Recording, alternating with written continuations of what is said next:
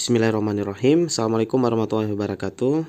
Nah, untuk video bagian 2, kita awali dengan soal Kabupaten Kota 2018 nomor 18. Masih tentang mekanika ya. Pada liburan sekolah di bulan Ramadan tahun ini, Ahmad dan Yusuf berencana pergi ke Ancol. Mereka ingin menaiki permainan yang disebut roller coaster yang memiliki lintasan seperti pada gambar berikut. Oke. Menurut pendapat Anda, pernyataan yang benar mengenai gravitasi yang akan dialami Ahmad dan Yusuf pada saat bermain roller coaster adalah: pada posisi 3, roller coaster tidak memiliki percepatan gravitasi. Yang ada adalah gaya tekan roda ke lintasan yang arahnya ke atas. Yang B-nya, pada posisi 1, roller coaster memiliki percepatan gravitasi yang arahnya ke bawah dan memiliki gravitasi lebih besar dibanding posisi 2, 3, dan 4. Pada posisi 2, roller coaster memiliki percepatan gravitasi yang arahnya ke kanan keluar lintasan dan memiliki gravitasi setengahnya dari posisi 1.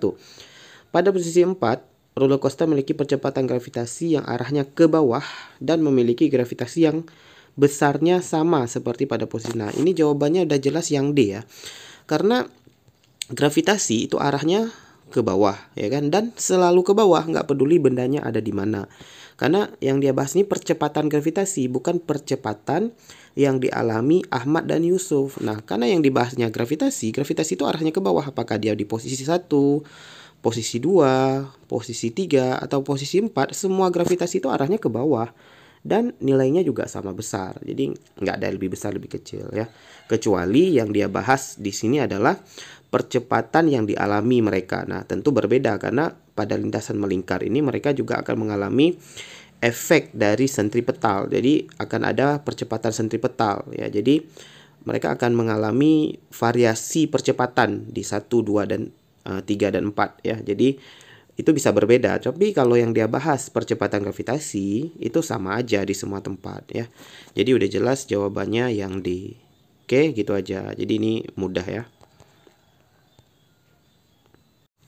Baik, selanjutnya, olahraga yang disunahkan oleh Nabi Muhammad SAW adalah berenang, memanah, berlari, berkuda, dan bergulat.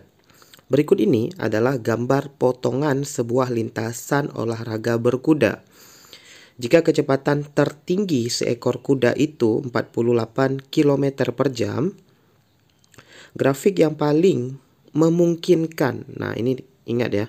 Yang ditanyakan adalah yang paling memungkinkan jika berkuda dengan lintasan tersebut adalah. Nah, jadi kita tidak perlu mencari sampai dapat angka pastinya ya. Jadi kalau kita lihat grafiknya ada angkanya, ada waktunya. Nah, kita nggak perlu cari sampai angka gitu. Yang perlu kita lihat adalah kemungkinan grafik yang benar. Nah, di sini di lintasan ada poin-poinnya, ada poin 1, 2, 3, 4, 5, dan seterusnya. Jadi itu ada semacam posisinya ya. Kita lihat dari posisi 1 ke posisi 2 nih.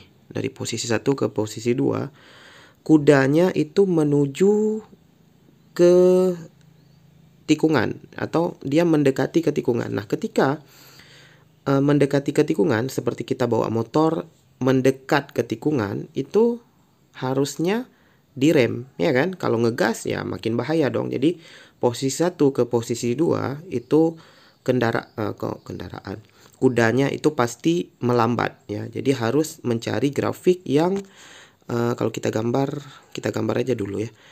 Ada grafik ini kecepatan terhadap waktu. Nah, kita harus mencari grafik yang kecepatannya turun karena mendekati tikungan. Jadi harus yang garisnya turun.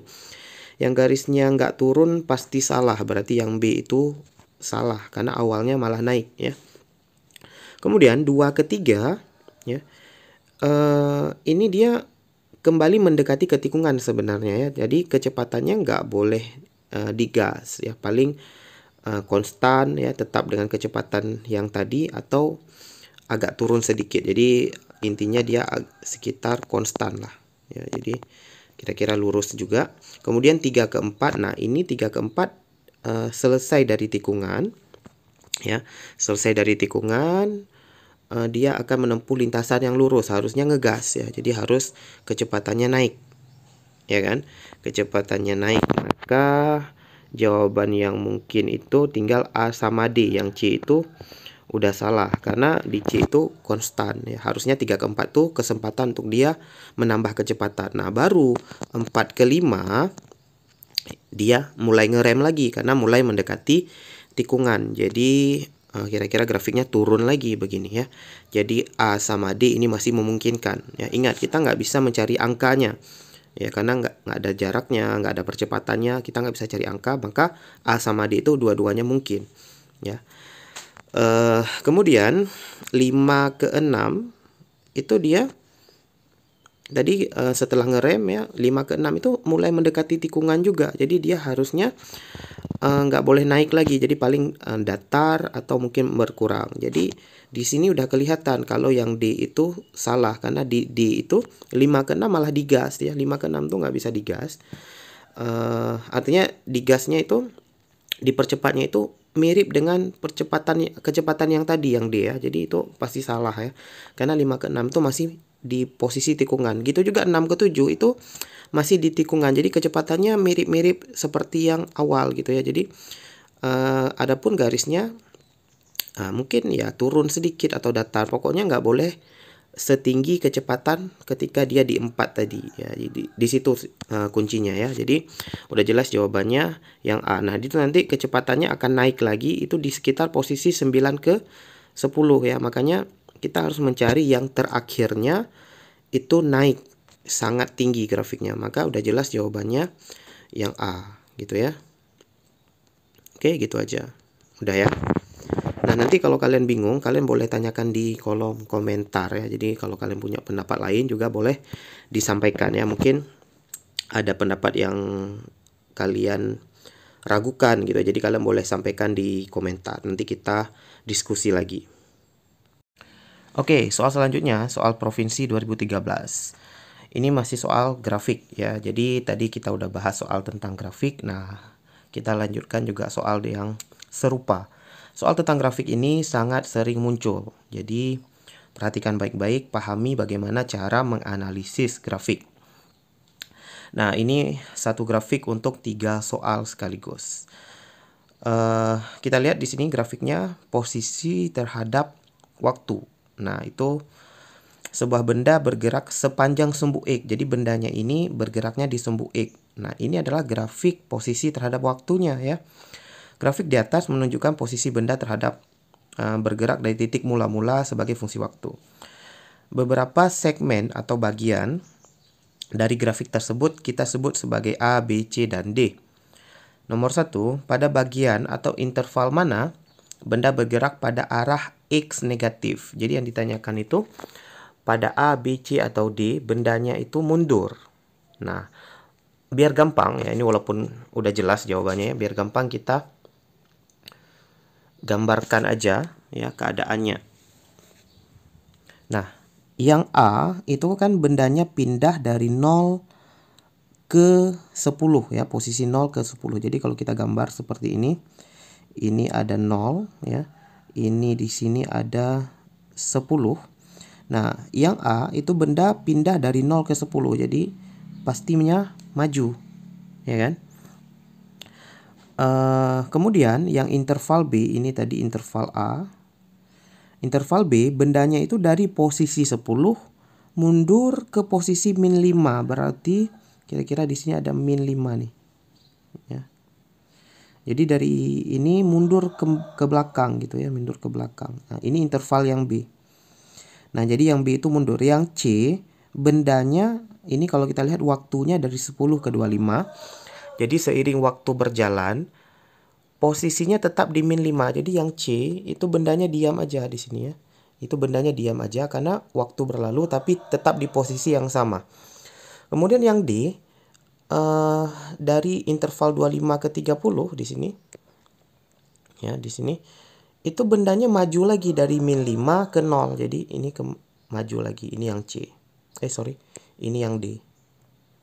Nah, jadi udah jelas jawabannya itu yang A ya. Jadi selama interval B saja. Nah, itu bendanya mundur. Oke. Nah, nomor 2. Berapa kecepatan dari benda pada waktu 7 detik. Oke, 7 detik itu ditanya V-nya ya. Di V sama dengan delta X per delta T, ya kan? Nah, kita cari pada 7 detik ya. Ini harusnya gambarnya di sini ya. Jadi 7 detik itu antara 5 dan 10. Jadi kira-kira di sini 7 detik. Nah, kita nggak tahu posisi di 7 detik itu berapa. Walaupun kita bisa cari ya, tapi pada 7 detik kita nggak tahu, belum tahu posisinya berapa. Nah, untuk itu kita cari aja ya. Kecepatan pada waktu 7 detik itu sama dengan kecepatan pada waktu 6 detik, 8 detik, dan seterusnya. Karena garisnya itu kelanjutan ya. Jadi kita cari aja pada interval 5 ke 10. Karena sepanjang 5 ke 10 itu kecepatannya sama ya.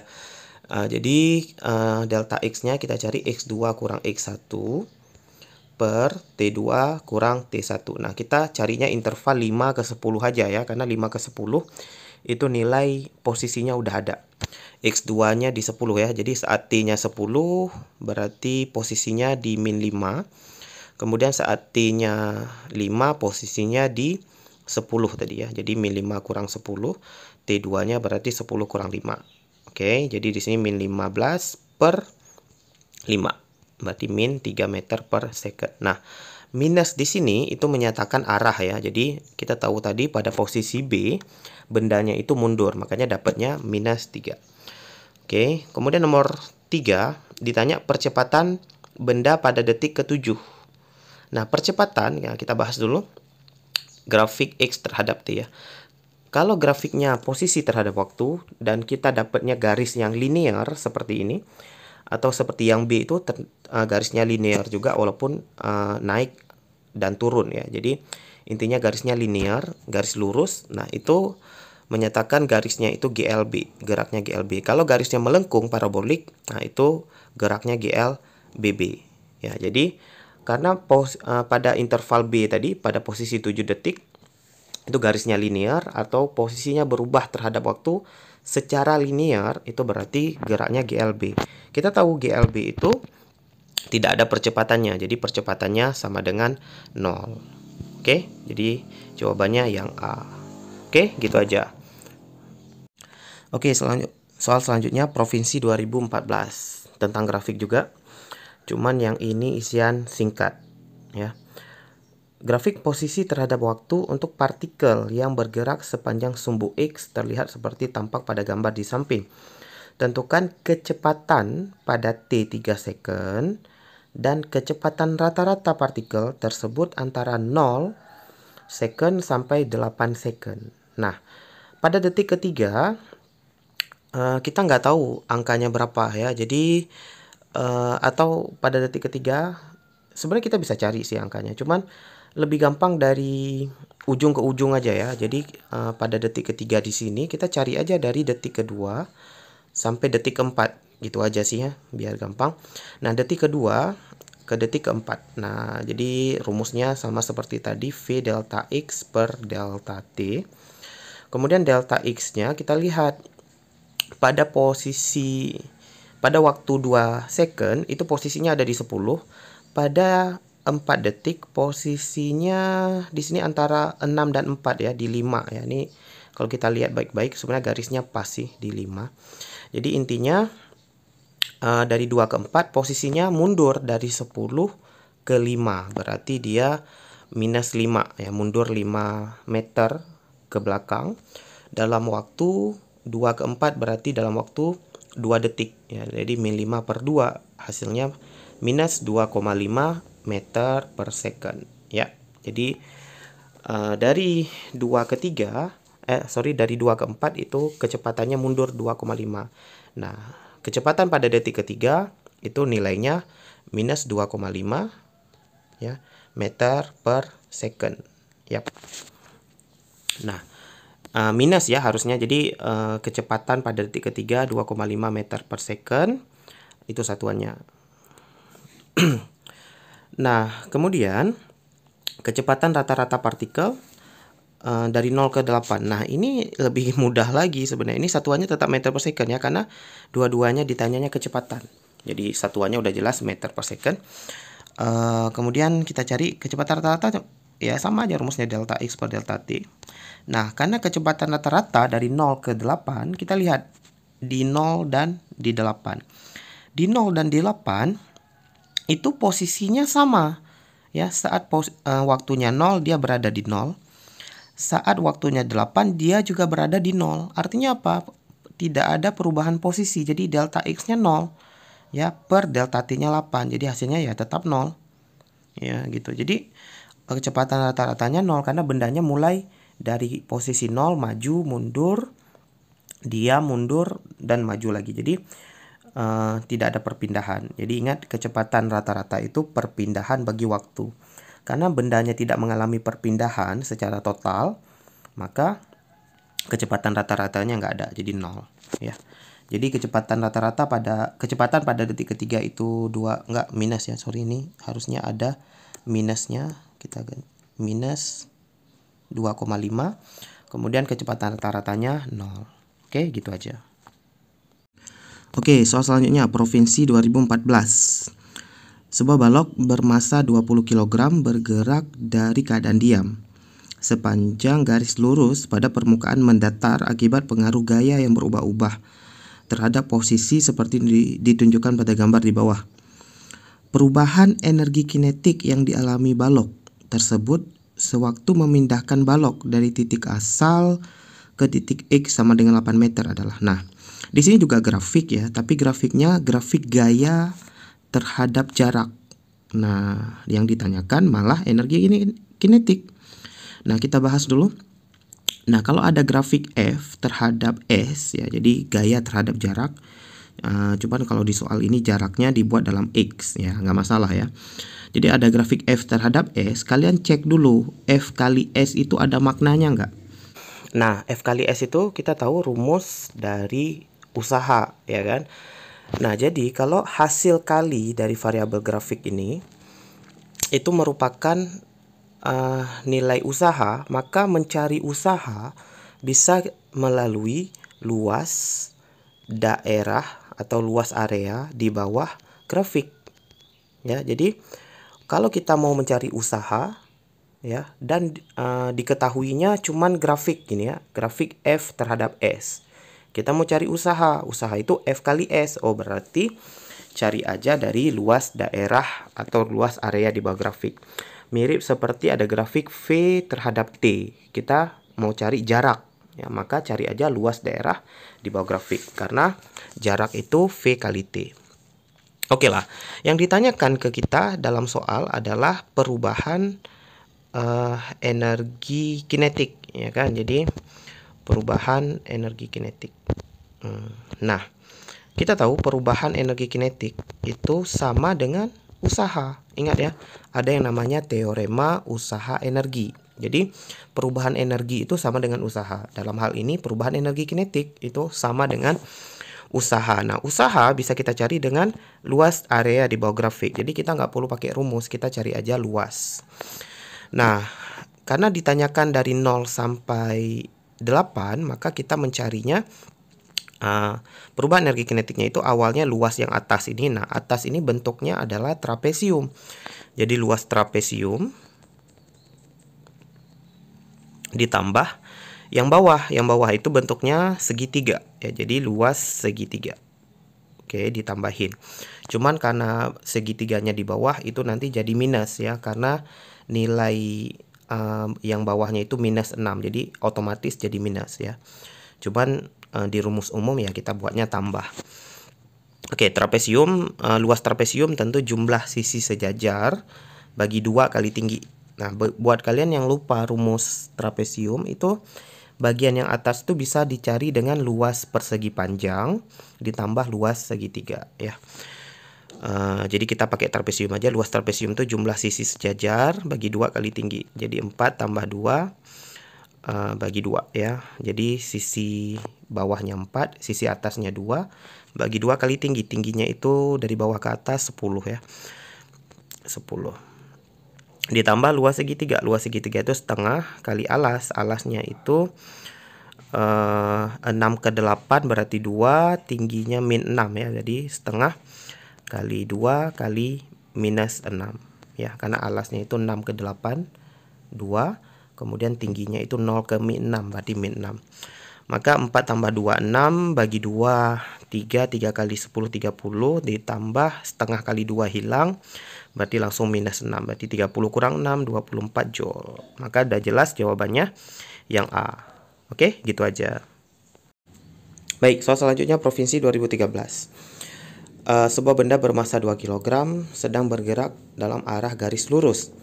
Gambar di samping menunjukkan grafik resultan gaya yang bekerja pada benda tersebut sebagai fungsi dari waktu.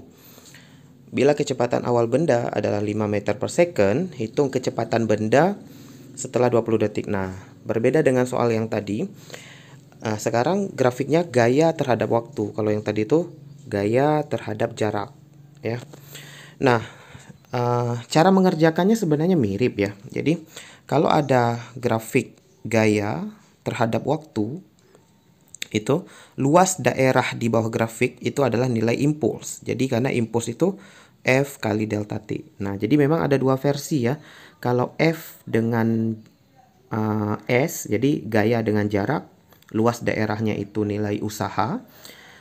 F dengan T, luas daerahnya itu nilai impuls. Nah, impuls ya. Jadi luas daerahnya ini adalah nilai impuls. Kita tulis di sini. Nah, impuls ya sama dengan perubahan momentum. Ya, kalau yang tadi usaha sama dengan perubahan energi kinetik ya. Jadi pertanyaannya sama aja nih. Kalau di sini kan ditanya kecepatan. Jadi kalau yang tadi juga kecepatan ya kan? Nah, cuman di sini kita cari kecepatannya dari impuls momentum, bukan dari usaha energi lagi. Karena yang diketahui adalah grafik gaya terhadap waktu. Nah, impuls momentum. Impuls itu cari aja dari luas, yang tadi ya, luasnya ini luas segitiga. Perubahan momentum tentu M kali V2 kurang V1 ya. Karena momentum itu M kali V ya. Delta P artinya M kali V2 kurang V1. Nah, luas segitiganya setengah kali alas kali tinggi. Alasnya itu 5/20 berarti 15. Tingginya itu 10 ya, sama dengan massanya itu 2 kilo. V2-nya yang ditanya, V1-nya 5. Oke, 15 setengah kali 10 itu 5 berarti 75 kali 15 ya. Sama dengan 2-nya kali V2, 2V2 kurang 5 kali 2, 10. Kemudian ya, 75 dengan 10 itu kalau ditambah di 85 sama dengan 2V jadinya ya. Berarti V2 sama dengan dibagi aja 42,5 meter per second. Jadi jawabannya gitu. Ya, jadi ingat ada dua versi. Kalau ada grafik F dengan S, kita bisa cari usaha. Kemudian dari usaha bisa dicari nanti perubahan energi kinetik. Dari perubahan energi kinetik kita bisa dapat kecepatan kalau ditanyanya kecepatan. Kemudian versi yang lain adalah gaya dengan waktu. Kita bisa dapat nilai impuls. Kemudian impulsnya bisa dapat momentum. Ya, momentum bisa dapat kecepatan. Nah, gitu aja. Gampang ya. Oke, soal selanjutnya mirip juga seperti sebelumnya. Provinsi 2014. Sebuah balok meluncur sepanjang permukaan tanpa gesekan dengan kecepatan konstan 5 meter per second. Setelah 2 second meluncur horizontal, gaya bergantung waktu diterapkan pada masa tersebut. Gaya dihilangkan 8 second kemudian. Grafik menunjukkan gaya pada balok yang bervariasi terhadap waktu. Nah, kalau kita lihat grafiknya, awalnya gayanya nggak ada, 0 ke 2. Kemudian gayanya dari 2 ke 8 ya, nilainya 6 Newton. Kemudian 8 ke 10 gayanya 3 Newton. Jadi gayanya bervariasi. Ditanyakan kecepatan balok saat detik ke-11. Nah, setelah detik ke-10 sampai seterusnya tidak ada gaya lagi ya. Jadi bendanya kembali dengan gerak kecepatan konstan. Tentu kecepatan konstannya bukan lagi 5 meter per second karena sepanjang perjalanan tadi sudah dapat pengaruh gaya. Nah, Cara ngerjainnya sama nih, ini gaya terhadap waktu, berarti kita pakai impuls momentum ya, impuls perubahan momentum, impulsnya cari aja luasnya, luas bangunan ini ya, sama dengan nanti perubahan momentum ya. Oke, bangunannya ini coba lihat bentuknya ya, gitu ya. Jadi kita harus cari nanti bentuk luasnya, nggak bisa sekaligus nih, kayaknya harus dibagi dua nanti. Jadi luas sama dengan perubahan momentum, momentum itu M kali V2 kurang V1. Nah, pertama kita cari luas dulu ya. Kita bagi dua. Yang kiri itu persegi panjang yang besar. Kemudian yang besar yang ini. Kemudian yang kanannya adalah persegi kecil ya. Jadi luasnya persegi besar, persegi panjang besar tambah persegi kecil. Atau kotak besar tambah kotak kecil. Nah, kotak besarnya itu tentu panjang kali lebar. Panjangnya 6, lebarnya 6. Ya kan? Panjangnya itu dari 2 ke 8. 6 dong. Kemudian ke atasnya juga 6, berarti 6 kali 6. Kemudian kita tambahkan dengan kotak kecil. Kotak kecilnya itu panjangnya 2, lebarnya juga lebarnya 3, bukan 2. Oke. Jadi 8 ke 10 2 ya. Kemudian lebarnya 3. Oke, sama dengan masanya dalam soal ada di gambarnya itu 4 kilo ya. Kemudian V2-nya yang ditanya, V1-nya kecepatan awal 5. Selesaikan matematika, 6 kali 6 36 tambah 6 2 kali 3 sama dengan 4 V2 kurang 20 ya, 4 kali 5. Kemudian 36 tambah 6 tambah lagi 20 berarti hasilnya 62 ya kan? 36 tambah 20 itu 56. 56 tambah 6 berarti 62. Yap. Kemudian sama dengan 4V2 berarti V2-nya dibagi aja 62 bagi 4 berarti 15,5 ya meter per second. Jadi jawabannya yang B. Oke, gitu aja. Gampang ya. Oke, soal selanjutnya Provinsi 2013. Ini tentang gaya juga ya. Diketahui 4 buah balok dengan massa masing-masing balok tertera pada gambar. Rangkaian balok ditarik dengan gaya F, tapi nggak diketahui nilainya berapa. Ke kanan, urutkanlah tegangan kawat dari yang besar ke yang kecil. Nah, di sini nggak disuruh cari nilainya berapa. Cuma disuruh urutkan aja tegangan talinya. Tegangan tali 1, 2, dan 3 itu yang mana yang paling besar.